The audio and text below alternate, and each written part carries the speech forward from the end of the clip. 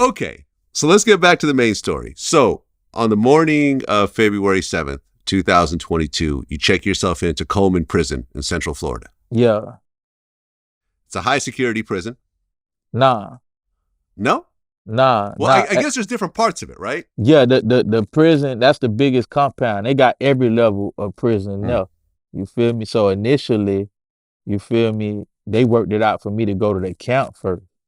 And I went to the camp, but shit, I was in that bit while I had a cell phone and that motherfucking and all.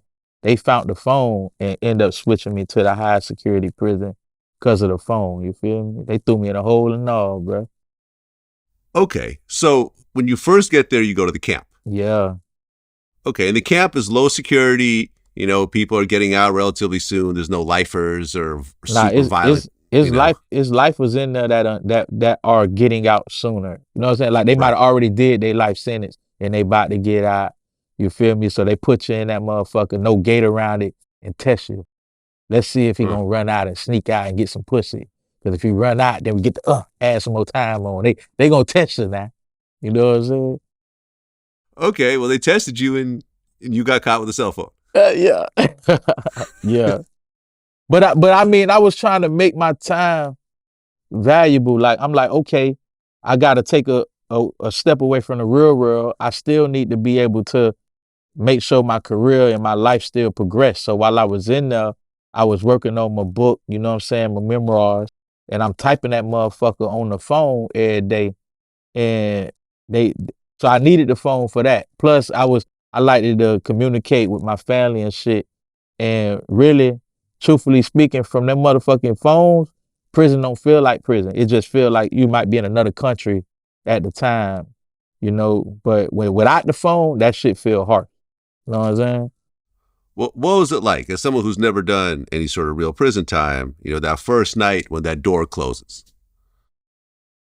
The first night in prison, my first night was different though, bro. Like when I got there, all the big dogs at the motherfucking prison that been down for a minute, that was all from Miami or Florida. Really, all us is together. So you got Florida, Tampa, Gainesville, Lauderdale, Tallahassee, everybody, anybody that was from Florida. They all the top niggas all came down and saw me. You know what I'm saying? Like out of respect, just like, hey yo, we know you here, you straight. Hey, here go a bag, everything you need. Man, they gave me about 6, 7 bags, bro. Big ass bags of commissary, toothbrushes, toothpaste, sock, deodorant, juice, candy, food, everything. And really, the rest of the prison was on lockdown. Them niggas wasn't even supposed to come down like that with no movement. You know what I'm saying? But they came through anyway and blessed me. And then everybody else that was in my block, you know, we were locked down with no commissary because it was COVID restriction. Feel me? So I really was the only nigga in there that had all that shit. So my first night in was gravy, really. Feel me? And then they put me in the cell. I ain't had no bunkie or none of that. You know what I'm saying? So I really was in the Olo Dolo. I was chilling, honestly. And first day they were trying to hit me with the phone, like, hey, here go the phone. But I was like, nah, let me wait.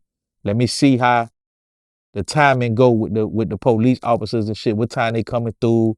How this shit really operating? So I can know what time I can get on the phone and not get jammed with the phone. And I waited. I waited about 3 months before I jumped on the phone. Feel me?